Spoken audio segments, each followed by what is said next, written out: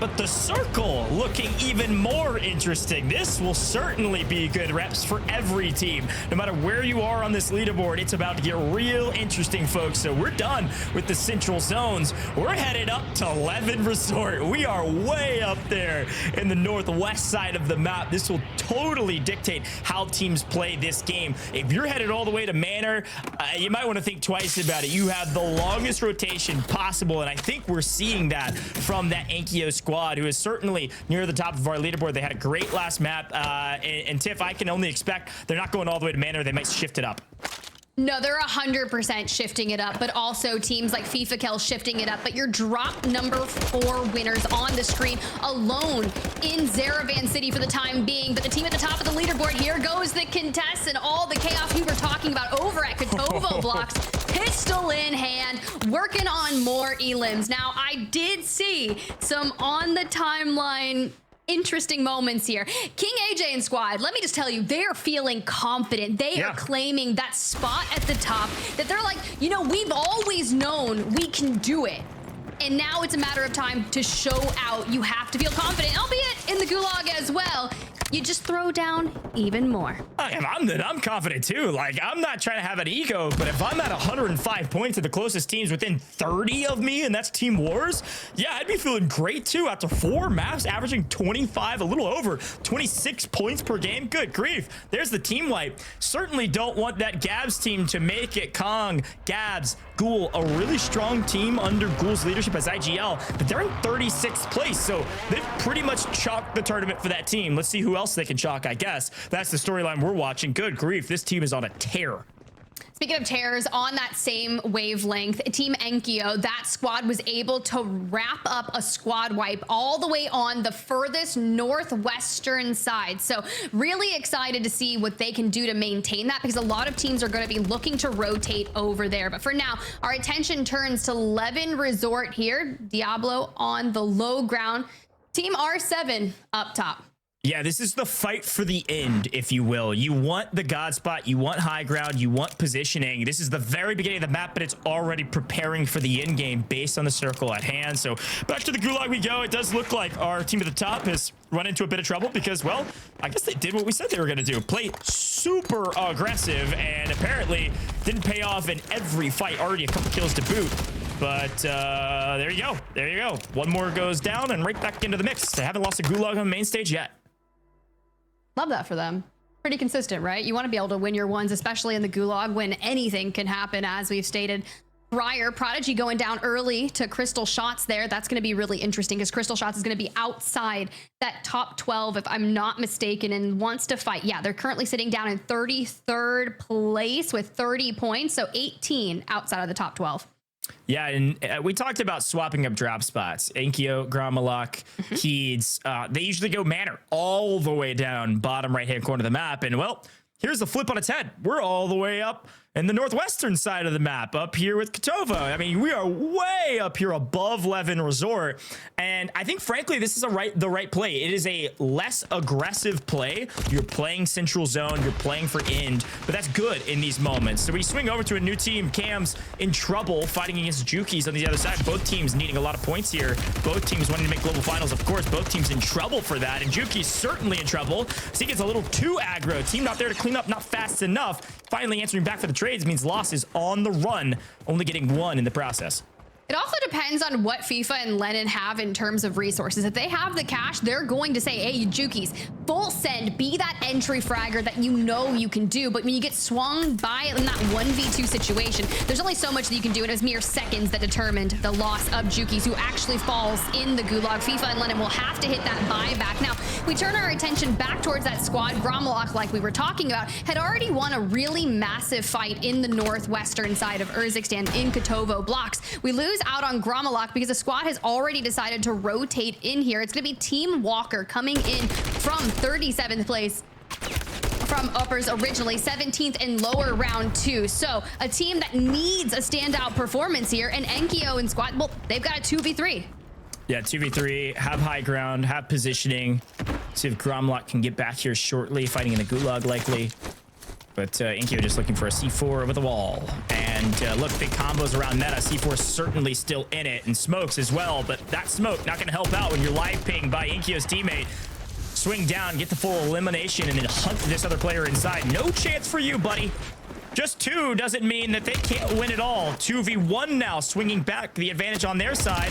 They say high ground galore. How about a gun in the face and a full team wipe? See you later.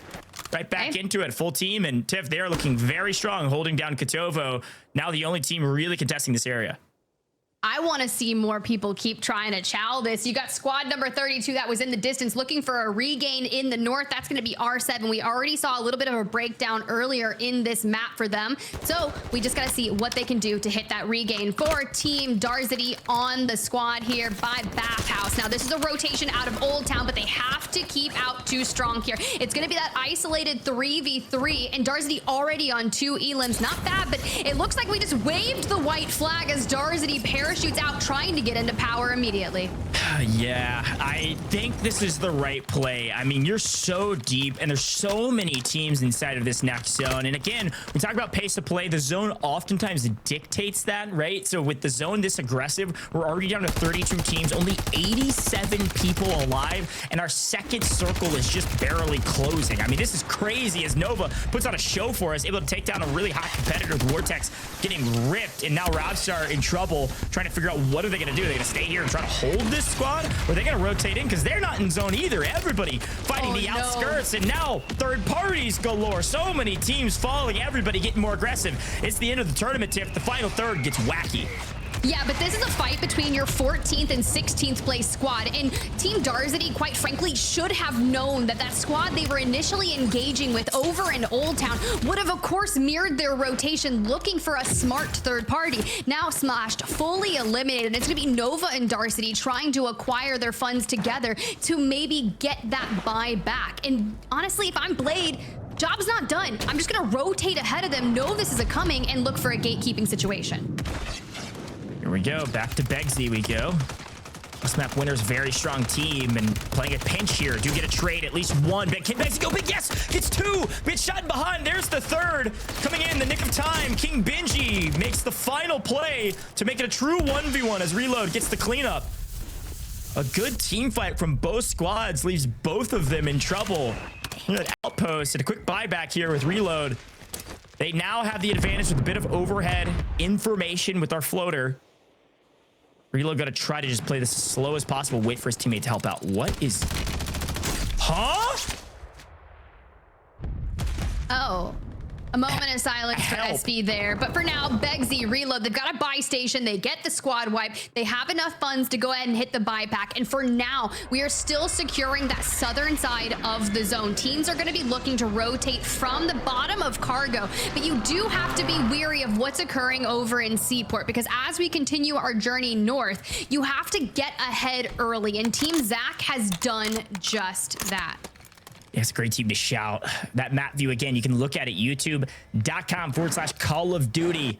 Check it out. See this crazy zone pull. It's actually insane when you look at it, because third circle basically feels like in-game already. It's so small. A lot of it already cut off in that far left-hand side, that far western side, rather. You can see Team 2. Here's a quick look here on main stage. Team 2, that's that Gromalok team. They've been up here in Kotovo this entire game thus far. They landed here, and they're holding it down, waiting on teams to rotate to them. Team 7, though, this Nadia team, also in a really good position, a little bit further east than the Gromalok team. Both these squads basically about as far north as you can go without being on that out of bounds line. A pretty solid spot to hold, especially for in game. The big question in my mind is, how many kills does this team have? Do they just have 1 team wipe? Do they just have 3? Or do they have a couple more than that?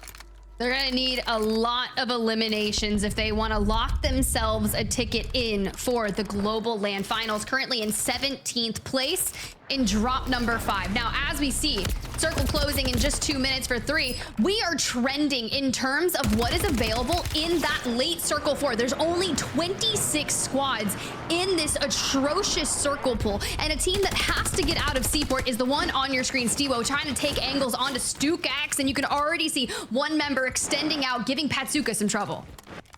Yeah, Seaport oftentimes selling boats. You don't want to be the salesman today. gotta win this gunfight. You gotta get into the next zone. You're on the edge. This is a true 3v3, and Pazuka making it look easy.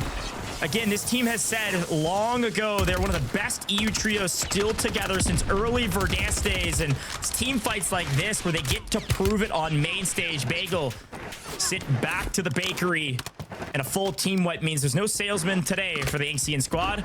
They're going to slowly come creeping up through Seaport. There are a couple teams trying to hold the edge of Seaport. They'll probably be in for a rude awakening. This squad should have plenty of smokes to be able to rotate into this next zone, and there's a decent bit of cover that's still technically in the next circle. They're truthfully not in that big of a rush.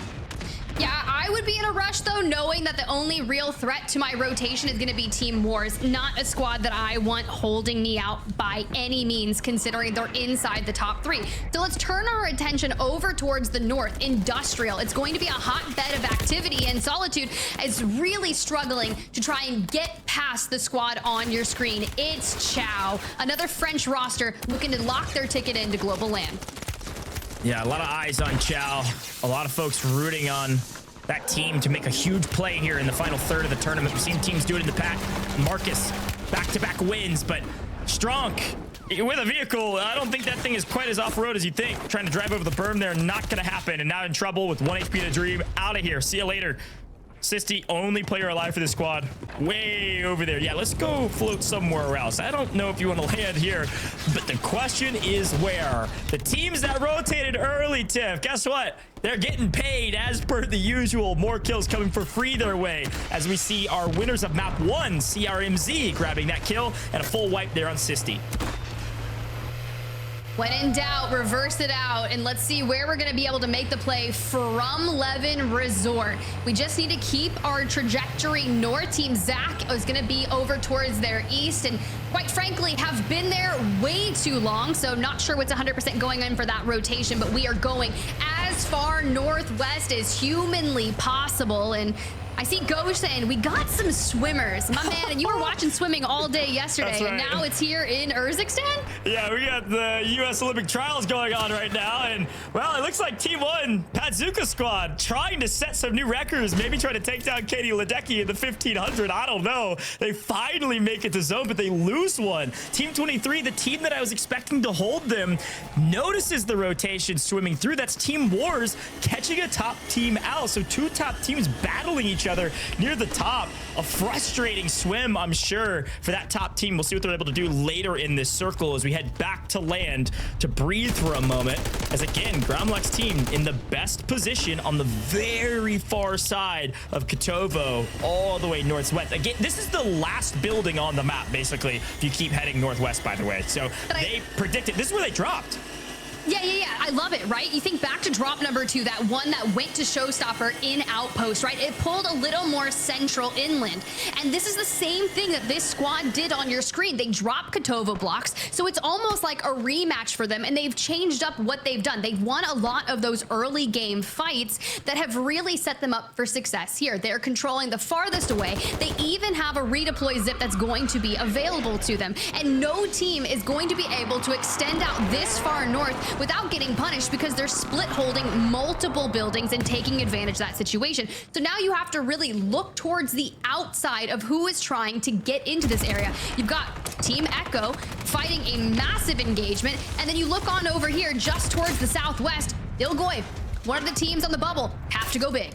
Clavson, they were looking pretty strong throughout multiple stages of this competition, and a team that came together from all over the place trying to make it work, and so far so good. A really strong team, 3rd in the upper bracket and currently about 10th-ish running into this map and making a move slowly but surely up this leaderboard, trying to make sure they get to top 5 and secure their place in the grand finals and don't have to rely on their final map. This could be the map to do it. 21 teams alive, 57 players. Cracking plates off screen.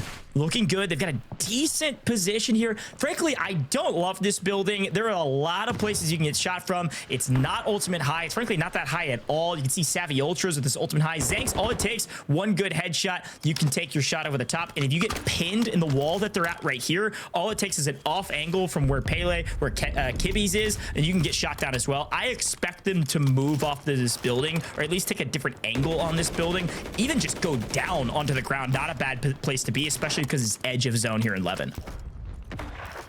A moment of reprieve as we see that circle start to center on up into the opening. When you look at the water line, those swimmers that made the crazy play there, Team Stuo will not be able to be crossed because it's such an open area. But these teams here are going to be collapsing upon each other shortly, and it all determines what you do here. For Wars' squad that's going to be on that low ground near the water line, we saw this earlier in the week, and this zone got atrocious. Well, a buyback for Patzuka means they've restabilized, and well, this building certainly looks familiar. This was a building we saw in North America hotly contested when we had a zone similar to this. Stuo doing a better job of holding it down than our North America teams, though. Quickly cleans up a couple swimmers trying to take advantage of the two buildings on the far western side. Now, this zone shouldn't pull this far over until maybe our moving circle. So right now, I lean towards that south side of Kotovo, instead of the north side of Levin. I think we pull up there, and most of the teams are agreeing with me. You see 1, 2, 3, 4, 5, 7 teams on the south side of Kotovo, with only a couple teams here still battling in zone on the north side of Levin. There's still a couple teams deep inside the zone, even near gas, trying to make a push through Levin, and they're going to be in for a rude awakening when this next zone likely pushes even further north. And the team on your screen right now sitting in 16th place, 6 points outside of the 12th place slot. You just had a rotation in from H-Mood. They had one get ripped out from underneath them, but the squad of the winners dropped number 4 on your screen, trying to hold on. Now, mind you, they were like, hey, we just want to have the same game plan each and every drop, and if that circle pulls to you, then great, make the most out of it. And they are trying to make the most out of this situation where they found themselves surrounded with minimal cover. Yeah, and they need this beach. And Kibby's does fall here. If they can clean them up, C4, okay, they can breathe, Tip. Let's see where this zone goes and see how long they can breathe. Well, not very long. Pushes inland like I thought. It's going to go to the south side of Kotovo, still in the northwest, but the south side of that POI. And guess who's still barely in the zone? We got to swing back over to the north side. Look at Gromlock, Ikio, and Heeds. This is the building they dropped on, and it is still inside the zone. Just barely, but still there. They have been blessed with zone pull. They likely did a recon as well to get more info. Everything's going their way as teams continue to melt each other. Everyone has to rotate in, except in a team that's also been playing for zone this entire tournament. Sakar, Rocket, Clapper. They need a big one here, Tip. And frankly, I don't think they have enough kills right now for to make a huge difference. They need to pick up a ton of these kills in rotation. And unfortunately, they don't have ultimate high. So who's been picking him up? It's Inkyo with this angle. Clapper and Rocket and Sakar are almost sitting ducks in a good position, but not a great one because of that high ground. And it's great, right? Because Gromlock was on that bubble, currently sitting in 9th place, but for FLS, trying to make a rotate, PDS, and delay as much as you can. For all of the squads have full scent. We can see Stuo's team just going under immense amount of pressure, hits that full wipe. And for the teams that have pulled out into the open, you look towards the north. But what can FLS do? No gas mask. We have one more PDS, and Echo's team who have rotated in through Industrial, who have found themselves on the cusp of not even qualifying to land, have got to stay alive and pick up so many eliminations to do so. H-Mood still in it, coming in deep in the gas. One making it through after a buyback. Gonna be really hard to do much more than what they're doing right now, which is just staying alive. Same with FLS, coming in very late, but's got a PDS, makes a play on the buy station, makes sure it's open, gets a double buyback. This could be a heroic play that sets that team up for global finals. They've gotta get top 5, and we're at 8 teams left right now. A ton of teams in the gas. And finally, Gromlock's team is being contested off screen. Somebody's dropping on them and getting fried out of the air as Echo's holding this edge to make sure this Saudi team does not make it in. And it was FLS. They tried to fly to Grom's building. They got the buyback. Everything was going right. And they went to the wrong spot, the only spot left for cover, and they all died. Tiff, it's about to get nasty. Top 5 right around the corner.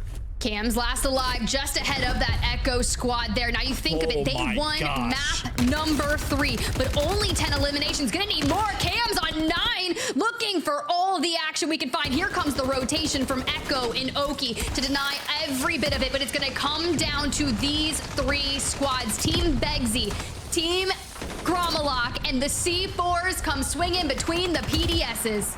Oh my goodness. Out in the open, it's a 2v3. Oki A clutch factor. Gromalok goes down. 1v2. Oki goes, tries. No, he's last alive yet again. He says he's support, tries to make a huge play. Cannot get it. It is Echo all by himself to win it all. A dominating performance. Oki, Echo, Prodigy, the first team to get 2 wins here in our regional finals. I can only imagine we're going to be seeing them in the global finals. Whenever that ends up being, wherever it is, you will see this team. Very well done to secure the win. But I gotta say, yet again, that Gromalok team had to have a crazy amount of points, Tiff. I mean, you think back, Enkyo alone was 7 or 8 eliminations. So as we run it back with this last stand, you can see the teams that are making that rotation. You have Enkyo and Co out towards the far northwest, but Echo, Oki, the duo, Yavix in the rooftop just above them. And then you've got H-Mood and Falcon that are making a PDS play on the outside of gas, but Oki and Echo are full attention, Drakes to that duo, wanting to clean them up. And I'd imagine if they've done what I think they did, this has to be an improvement back from that prior win where they were only able to grab 10 eliminations. Yeah, it's a great flank here. Playing PDS at this moment was perfect to pick up several eliminations, and they have a ton. Look at them on the far left-hand side. They're just hanging out in gas, cleaning up all of these players that are trying to flank their way into the zone late. They want to be the last people into the zone so they get all of these kills. This has got to be way more than last time they got a win, because they picked up 3 or 4 there with at least a 1.8, which turns into the 2x multiplier. Now they have an angle again on a third party, and this is where it all breaks down. SV is able to take out Inkyo, making it a true 2v2 with Echo and Oki having the position of the zone pole. So they have the advantage, smokes or otherwise. Heats tries to go massive and unfortunately can't do it all by himself. If SV doesn't play spoiler there and it's a 3v2, maybe, just maybe, you see the Gromalok win. But let's hear their cons. Let's see that victory moment. Down. One shot. He died. He died.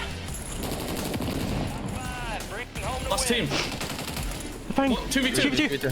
What's the gas? They're playing gas. Don't edge gas. Bridge him right. Dead. One more. Come right. On me. Weak. One shot.